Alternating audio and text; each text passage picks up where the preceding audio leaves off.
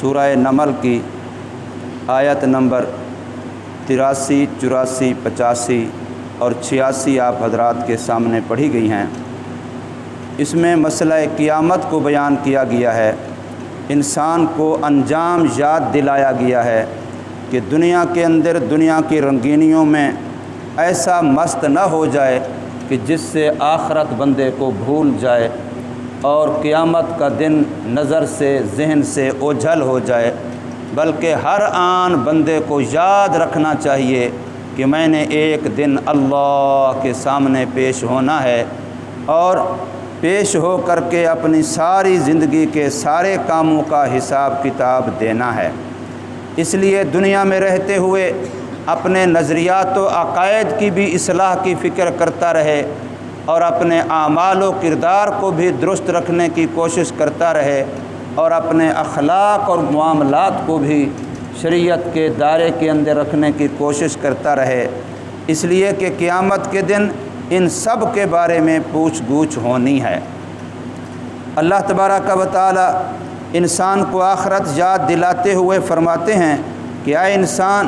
اس دن کو یاد رکھ کہ جس دن آدم علیہ السلام سے لے کر کے حضرت محمد الرسول اللہ صلی اللہ علیہ وسلم تک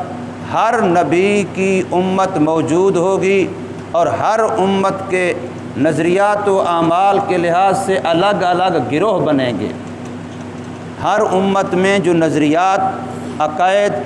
اور معاملات کے لحاظ سے فرق مراتب ہے، اس لحاظ سے ان کے الگ الگ جماعتیں، الگ الگ گروہ، الگ الگ فوجیں، الگ الگ لوگ بنیں گے کہ یہ لوگ فلاں اچھائی والے ہیں، مثلاً اچھے عقیدے والے ہیں، اچھے عمل والے ہیں، اچھے اخلاق والے ہیں، ان کے الگ گروہ ہوں گے، اور جن کے عقائد، اعمال، اخلاق میں کمزوریاں، کوتاہیاں ہوں گی، ان کے الگ گروہ ہوں گے۔ اور پوری انسانیت میں سے جو لوگ اللہ تبارک و تعالیٰ کی آیات و احکامات کی تکذیب کرنے والے ہوں گے، جھٹلانے والے ہوں گے، نہ ماننے والے ہوں گے، ان سب کو الگ کیا جائے گا۔ ہر امت میں سے وہ لوگ الگ، جیسے قرآن مجید سورہ یاسین کے اندر ہے وَامْتَازُوا الْيَوْمَ أَيُّهَا الْمُجْرِمُونَ، اللہ کی طرف سے اعلان ہوگا کہ دنیا میں تو خلط مل تھا، ہر ایک کا دعویٰ تھا کہ میں سب سے بڑھ کر کے، میں سب سے اچھا، لیکن آج مجرمو تم لوگ الگ ہو جاؤ۔ وَامْتَازُوا الْيَوْمَ أَيُّهَا الْمُجْرِمُونَ۔ اب اس وقت کسی کے بس میں یہ نہیں ہوگا کہ وہ اپنے جرم کو چھپا سکے اور مجرم ہونے کے باوجود نیک لوگوں کے اندر رہ جائے، ایسا کوئی آدمی نہیں کر سکے گا۔ تو اللہ فرماتے ہیں کہ جب ان تکذیب کرنے والوں کی جماعتیں، ان کے گروہ ساری انسانیت میں سے الگ ہو جائیں گے تو وہ اتنی بڑی جماعت بن جائے گی، اتنا بڑا گروہ بن جائے گا کہ ان کو جب جہنم کی طرف لے جایا جا رہا ہوگا تو اگلے ان کو روکا جائے گا تاکہ پچھلے ان کے ساتھ مل آئیں اور وہ الگ نہ ہو جائیں، پیچھے دور نہ رہ جائیں۔ اتنا بڑی جماعت بن جائے گی، جیسے بڑے ریوڑ میں بڑے گویا کہ بھیڑ بکریوں کا ریوڑ ہوتا ہے زیادہ، تو اب ان میں اگلوں کو روکا جاتا ہے پچھلوں کو ملانے کے لیے، وہ بھی مکذبین کی اتنی بڑی جماعت بن جائے گی کہ ان کو جہنم کی طرف لے کے جایا جا رہا ہوگا تو ان اگلوں کو روکا جائے گا تاکہ پیچھے والے ان کو مل آئیں، اور پھر جب وہ حساب کی جگہ پر جو موقف ہے، جہاں جا کے اللہ کے سامنے کھڑا ہونا ہے، جب وہاں پہنچیں گے تو پھر رب کائنات براہ راست ان سے فرمائیں گے قال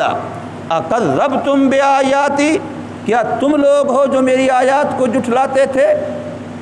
اب ذرا انسان تصور کی دنیا میں چلا جائے کہ کتنا عجیب حالت ہوگی کہ وہ اللہ جس نے ہمیں عالم ارواح میں پالا، جس نے ہمیں ماں کے پیٹ میں پالا، جس نے ہمیں ماں کی گود میں پالا، جس نے ہمیں لڑکپن میں پالا، بچپن میں پالا، جوانی میں پالا، جس اللہ تبارک و تعالیٰ کے ہم بڑھاپے میں بھی محتاج ہیں، موت کے سے پہلے بھی محتاج ہیں، قبر میں بھی محتاج ہیں، اور وہ اللہ جس نے اتنی نعمتیں دی ہیں کہ دنیا میں انسان نگاہ تو کرے کہ یہ سارا کارخانہ کائنات اللہ نے اس انسان کے لیے بنایا، زمین اس کے لیے، آسمان اس کے لیے، سورج اس کے لیے، چاند اس کے لیے، سردی گرمی اس کے لیے، رات دن اس کے لیے،